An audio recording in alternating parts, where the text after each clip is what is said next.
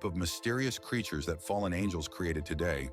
That's what we'll be covering in the book of Enoch. You see, the Nephilim giants are not the only hybrid beings that were created. There were also mysterious crossbreeds between animals and humans. Let me explain. The book of Enoch mentions how the 200 watchers experimented on humans and animals to create monstrous hybrid beings. The book reads, the 200 angels choose animals on which to perform unnatural acts, including presumably humans. 200 donkeys, 200 rams, 200 goats, 200 beasts from every animal, from every bird, from miscegenation. The outcome of the demonic corruption was violence, perversion, and a brood of monstrous beings. They defiled, they begot giants and monsters. Now, as we can see, the book of Enoch referred to giants and monsters, meaning there were several different hybrids created during this time, but I really want to point out what it means when these angels gathered these animals for miscegenation. This means there was some sort of reproductive process conducted by the fallen angels, and they used animal and human DNA to accomplish their experiments regarding these twisted beings. These monstrous hybrid creatures have been documented by humanity, but is taken as mythology. But what if it's far more real than we think? The Bible tells us in the days of Noah, there were non-human hybrid creatures known as the Nephilim terrorizing humanity. Let's take a look back in time at some of the most popular half-human, half-animal hybrids documented throughout history. In Greek mythology, there is a being known as centaurs in Greek mythology. The centaurs are a race of creatures that are part horse and part man, dwelling in the mountains of Thessaly and Arcadia. This could very well be one of the outcomes of the Watchers' experiments in the book of Enoch. This is how these creatures were created.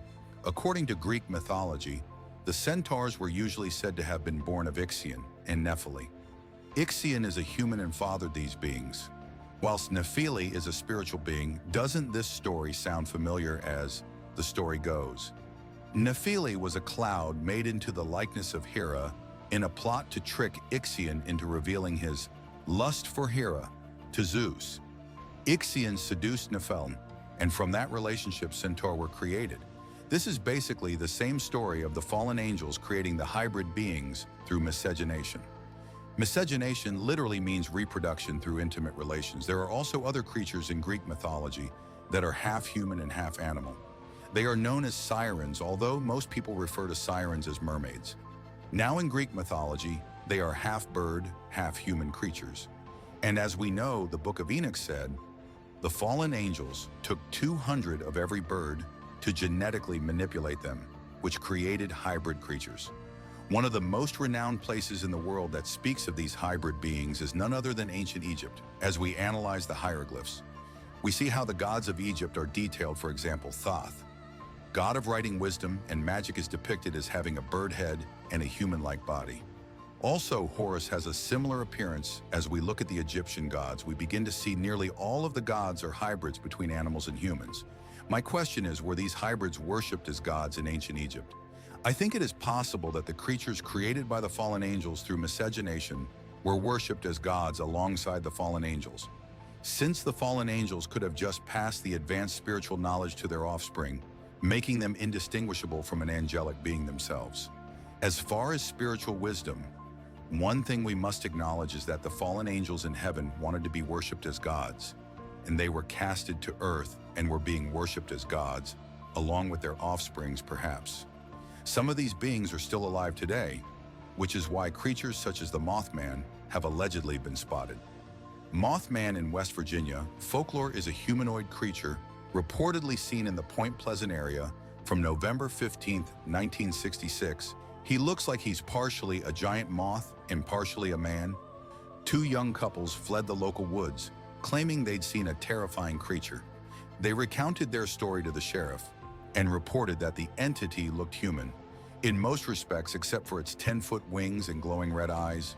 Mysterious beings that are believed to exist but haven't been proven to exist have been labeled as cryptids, and these cryptid creatures have been spotted all over the world. However, there is something very important I want to point out about these creatures. They all have something in common for the most part. They all seem to look like hybrid creatures, which is why I made the comparison between the hybrids in the book of Enoch and these mysterious cryptid creatures.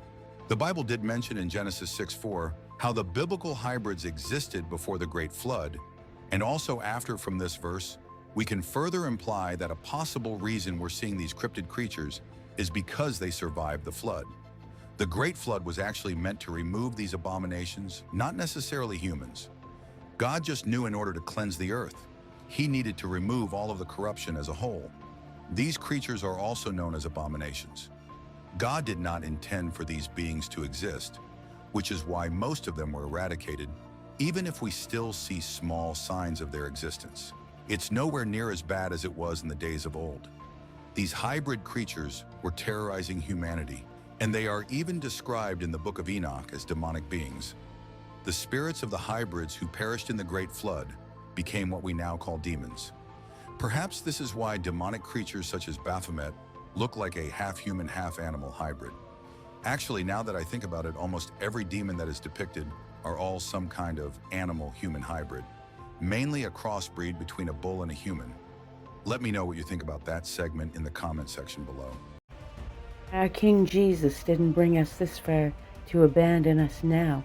You were called, you were chosen. You were knit together in your mother's wombs, fearfully and wonderfully made. We are called to serve. King Jesus bless you all. I speak the name of Jesus over you.